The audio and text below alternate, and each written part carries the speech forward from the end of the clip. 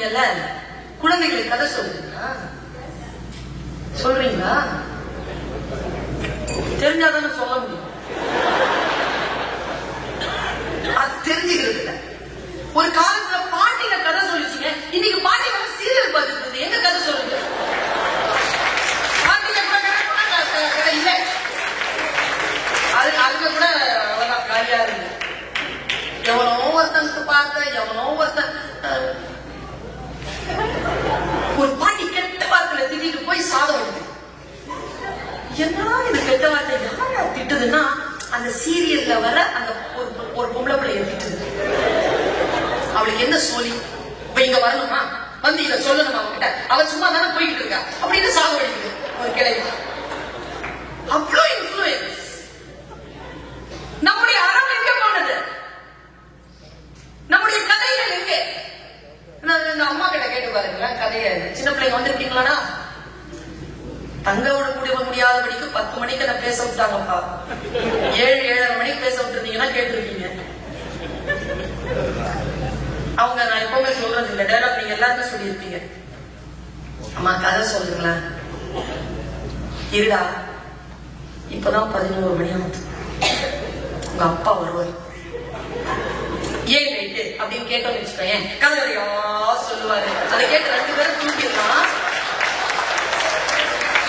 இவ்வளவுதான் நம்ம ஊர்ல வந்து கதை.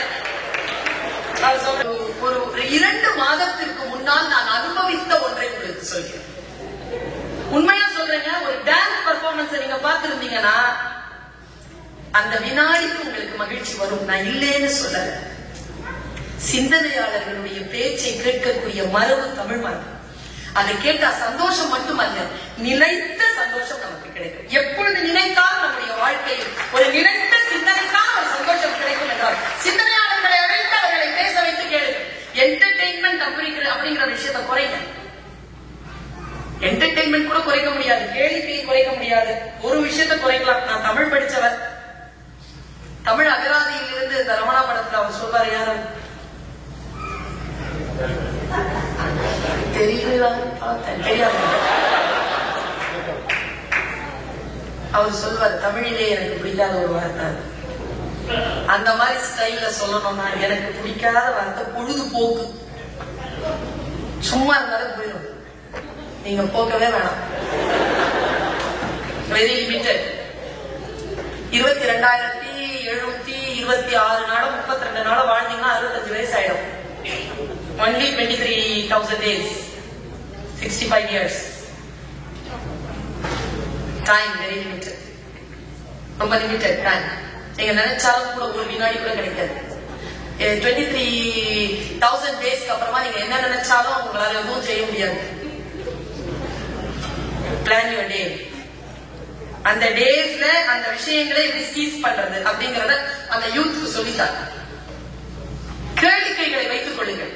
யூத்துக்கு நான் சொல்றது என்ன தெரியுமா, கேளிக்கைகளை எப்படி வைத்துக் கொள்ள தெரியுமா, இந்த கையில ஒரு பொடிக்கடையை வச்சிருக்கல, முதல்ல அதை கீழே போடு.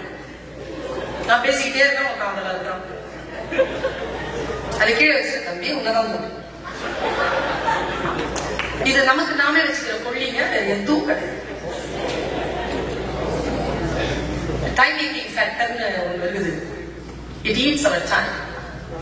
டைம் மட்டும்தான், வேற யாராலையும் திருப்பி கொடுக்க முடியாத ஒரு அற்புதமான ஒரு விஷயம் உலகத்தில் ஒன்று உண்டு என்றால் அது டைம் மட்டும்தான். டைம் இஸ் கோல்டுபாங்க, நெவர். நோ. காலத்தை இழந்தால் திரும்ப பெற முடியாது, கோல்டை இழந்தால் திரும்ப பெறலாம். Time is life. போனா வராது. Seize your day, seize your time, plan your day, plan your time. இதுல நிறைய நேரம் வேஸ்ட் பண்ணாத. இதுக்கு டைம் வச்சுக்கோ, half an hour வச்சுக்கோ.